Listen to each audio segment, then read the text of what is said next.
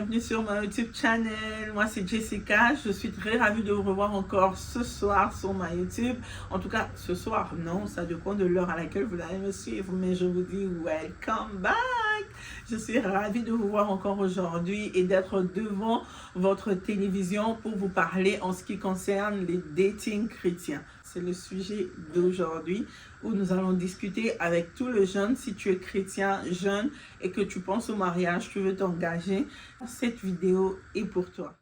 Comme je le disais tout à l'heure, pour évoluer, nous devons d'abord définir c'est quoi le dating chrétien. Vous devez savoir que le dating chrétien est une rencontre entre deux jeunes qui partagent la même foi, qui est basée sur des valeurs et des principes bibliques. Contrairement aux rencontres classiques, l'objectif principal du dating chrétien est le mariage. Le fondement vraiment est que dans ce genre de relation, que nous ayons comme objectif la fidélité et l'engagement, surtout spirituel, des bonnes valeurs bibliques et chrétiennes. Quand vous faites le dating chrétien, c'est beaucoup plus basé sur la chasteté.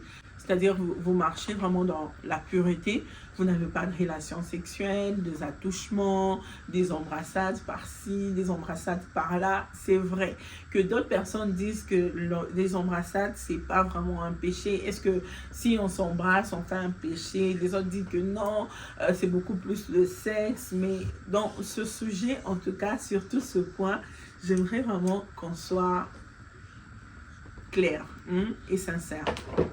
Écoutez, lorsque vous êtes en train de faire des attouchements, vous avez des attouchements et que vous dites que vous vous limitez que sur ça, vous ne partez pas loin, est-ce que vous pensez vraiment que votre esprit reste pur par rapport à tout ce qui s'est passé, aux embrassades, aux attouchements et tout ça? Est-ce que vous pensez vraiment que votre esprit est pur quand vous mettez dans la présence de Dieu pour prier, vous deux? Votre conscience, votre âme, le Saint-Esprit.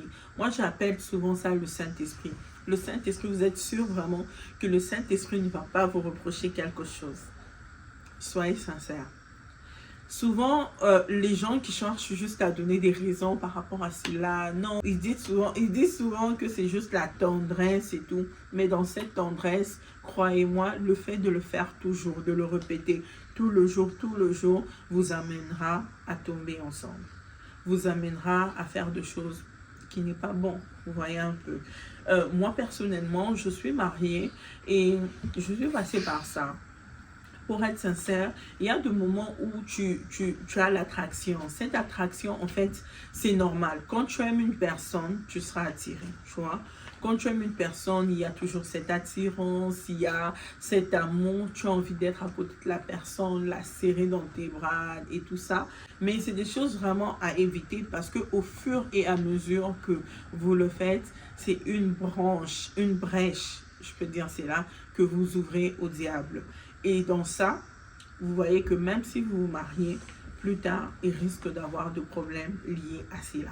Là, c'est le premier sujet. L'autre valeur essentielle du dating chrétien est l'intentionnalité. Vous voyez, l'intention. C'est-à-dire, quand vous vous engagez, souvent, on demande à ce que vous puissiez être clair dans vos intentions. C'est quoi votre intention? C'est quoi le but de ton engagement? Quand un frère vient face à toi, souvent, ce sont des questions de base que nous, les filles, en fait, nous les filles, nous devons poser. Nous devons chercher à savoir que lorsque cet homme vient vers moi, qui est un frère de l'église, quand il vient vers moi, il vient me parler par rapport à ce que nous soyons ensemble. C'est quoi réellement son intention? C'est quoi qu'il a derrière la tête? Et souvent, les gens cachent, surtout les hommes, souvent ils cachent. Quand ils savent que c'est dans le milieu de l'église comme ça, il va un peu essayer de faire semblant, faire genre, il est, voilà, pieux. Ma soeur, Dieu m'a dit, les frères qui viennent souvent avec le Dieu m'a dit, il faut faire attention. Il faut vraiment faire attention. Moi, je me dis, quand tu viens vers une soeur à l'église, il faut éviter cela. Parce que dans la maison, quand vous serez, vous deux, dans votre maison, vous n'allez pas manger, vous n'allez pas tout le temps parler de la Bible. Il faut être réaliste à un moment sur eux. Donc, viens avec tout ton courage d'homme, je lui parle clairement que non, ma soeur, je t'aime, je vais être avec toi. Mais tu dois être vraiment clair dans tes intentions. Que les intentions soient vraiment claires et fondées. Dans le dating chrétien, si on peut appeler cela comme ça, comme on l'appelle aujourd'hui dans notre sujet, parce que ça concerne les chrétiens, les relations entre le jeune chrétien, nous devons connaître l'intention de notre engagement, l'intention de la personne qui est devant nous. Avec en tout cas l'aide de Dieu, quand tu mets tes émotions à côté, tu peux détecter. Souvent les femmes, ça arrive, hein, ça arrive.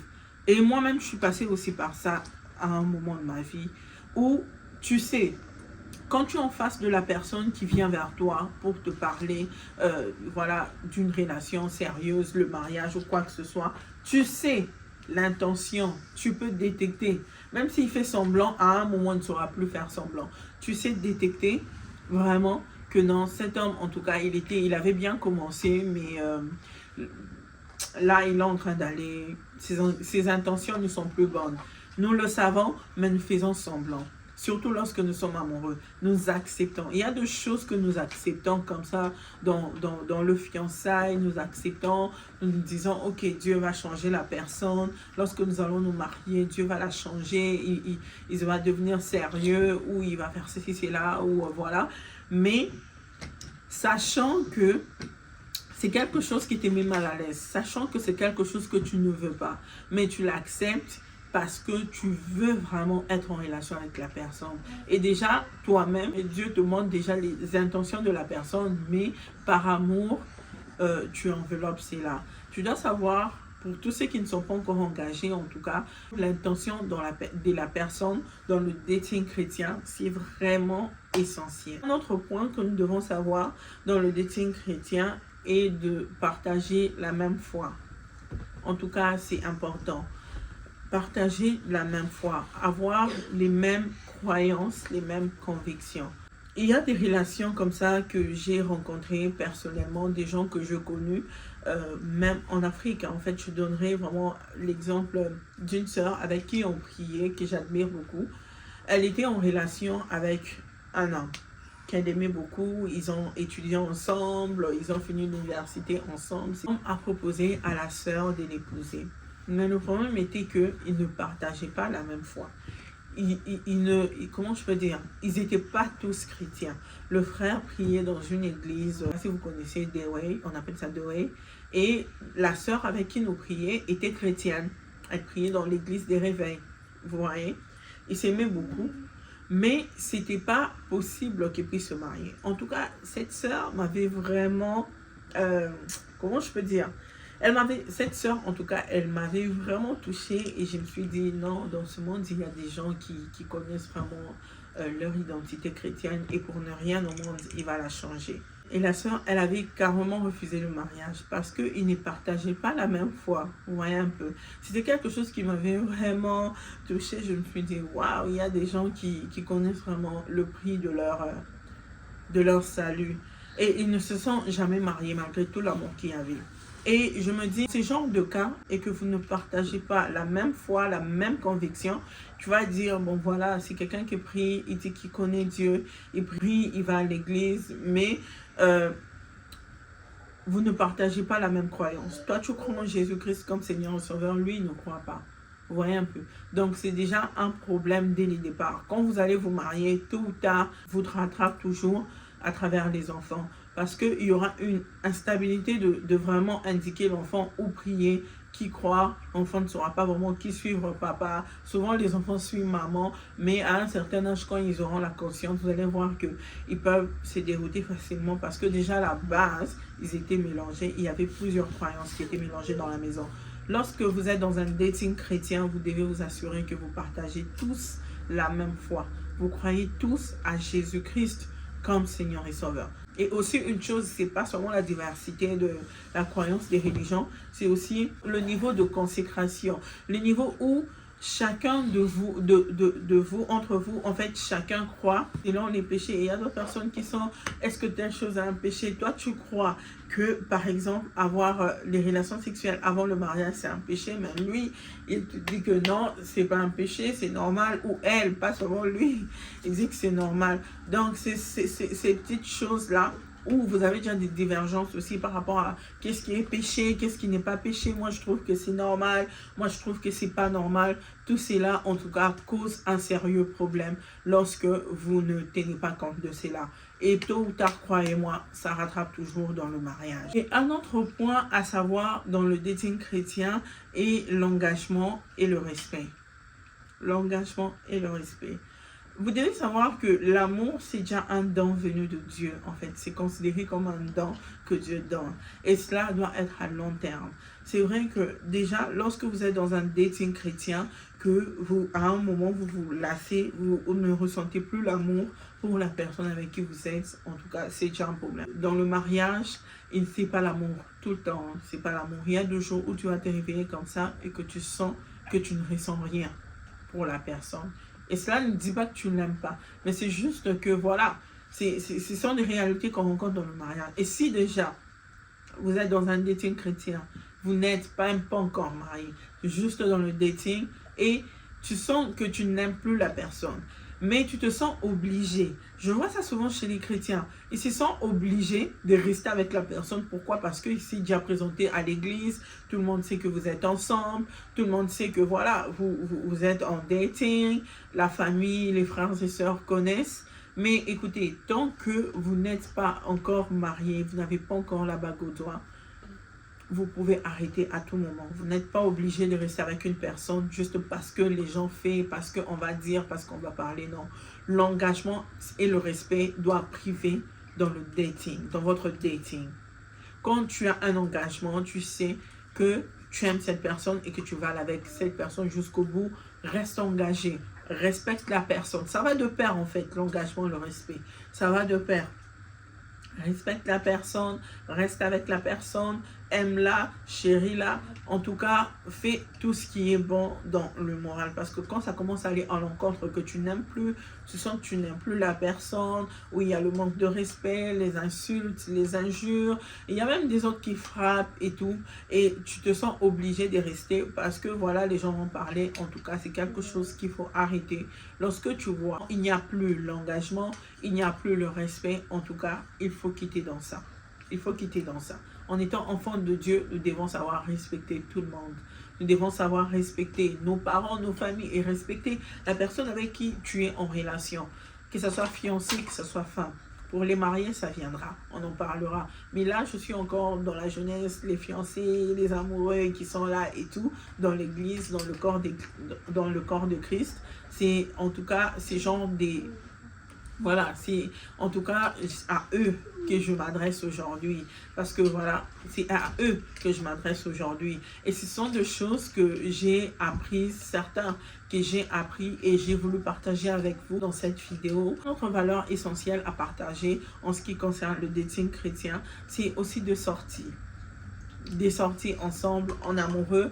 Les sorties, là, j'aimerais vraiment être claire. Il faudra, quand vous êtes dans le dating chrétien, le sortie ne veut pas dire seulement aller à l'église, aller dans des séminaires, aller dans des trucs où, voilà, qui a toujours rapport avec Dieu. C'est très bien parce que ça aide à grandir, mais aussi il faut apprendre à créer un autre environnement où, voilà, qui va encore vous rapprocher encore plus dans le bien pour vous connaître. Parce que lorsque vous partez dans un séminaire, à l'église, dans des réunions où il y a toujours du monde et tout ça, vous n'aurez pas vraiment le temps de bien parler, de bien vous connaître. Parce que les gens auront toujours tendance à s'ingérer, ou vous êtes à l'église, il faut prier. Mais lorsque vous organisez des sorties ensemble, peut-être dans un resto, je ne dis pas de sortie où vous vous rencontrez vous deux dans la maison, non, mais genre, je dis de sorties qui sont, vous partez par exemple dans des restaurants, vous partez dans les parcs où il y a d'autres personnes, où voilà, vous êtes aux vues et aux yeux de tous. Vous parlez, vous avez quand même votre temps de parler, de encore beaucoup plus s'accrocher, de se connaître encore davantage. Parce que souvent, je vois des témoignages, je suis beaucoup de conférences et tout. Souvent, on a un problème, parce qu'on n'a pas eu vraiment le temps de se connaître, de partager, de connaître vraiment qu'est-ce qu'on doit dire, qu'est-ce qu'on doit parler lorsque vous êtes ensemble en tant que chrétien, lorsque vous êtes en date en tant que chrétien, quel sujet nous allons parler, qu'est-ce que nous allons faire, quelle sortie et tout. Beaucoup jouent dans l'hypocrisie où ils se disent, voilà, si nous parlons de ça, on va me voir comme si je suis, comme ils disent, charnel. Non. Moi, je pense souvent qu'il faudra parler.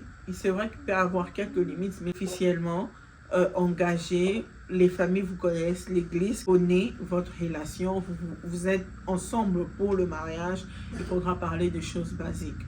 Vous pouvez parler sur la sexualité, connaître l'idée, la personne avec qui tu es, qu'est-ce qu'il sous-entend, comment lui comprend la sexualité, en fait, juste pour savoir dans quoi tu es en train de t'embarquer. Vous voyez un peu, parce que si tu n'en parles pas, peut-être quelqu'un a sa manière de voir les choses et toi quand tu viens c'est pas la même chose et déjà ça crée l'incompatibilité dans ce domaine-là et ça créera toujours de problèmes dans l'avenir. Donc dans le dating chrétien, si nous devons retenir ce que un dating chrétien, c'est quand vous êtes ensemble, vous cheminez ensemble, l'église connaît, la famille connaît et les objectifs sont clairement définis, c'est pour le mariage. Vous êtes ensemble pour le mariage et vous vous apprêtez, vous parlez et tout. Combien de temps ça devrait prendre? Je pense que c'est quelque chose que j'aurais dit au début. Lorsque vous êtes dans le date ensemble, en tout cas, il ne faudra pas prendre trop de temps pour éviter les pires. Vous voyez un peu. Il ne faudra pas prendre vraiment beaucoup de temps. C'est-à-dire, il faut te sentir prêt. Lorsque tu te sens déjà que tu es prêt, tu as un travail, tu es bien. Je ne dis pas que tu es riche, que tu as un travail où tu gagnes des millions, mais tu as un travail où tu peux prendre soin d'une femme, où tu peux organiser ton mariage. Voilà, c'est à ce moment que tu peux maintenant t'engager avec une sœur pour parler clairement de tout ce qui concerne le mariage, montrer ton intention clairement, tes objectifs. Et en tout cas, il ne faudra pas vraiment que ça dure longtemps. Je ne peux pas définir que non, il faut que ça soit 1 année, 2 ans, tout ça. Non, je ne peux pas le faire. Mais moi, en tout cas, ce que je conseillerais, c'est que ça ne soit pas vraiment de longue durée. Alors, peut-être que vous soyez en longue distance, mais si vous êtes vraiment tout près, il faudra éviter cela. Voilà, il faudra vraiment éviter cela. Je suis arrivée à la fin de ma vidéo. Je pense bien que ce que je vous ai partagé va aider quelqu'un. Et si tu trouves que ça t'a vraiment aidé et que ça t'a édifié ma vidéo, je te demande de liker. N'oublie pas, like, commente, partage. Merci de m'avoir suivi. Je te donne rendez-vous très prochainement. Ciao!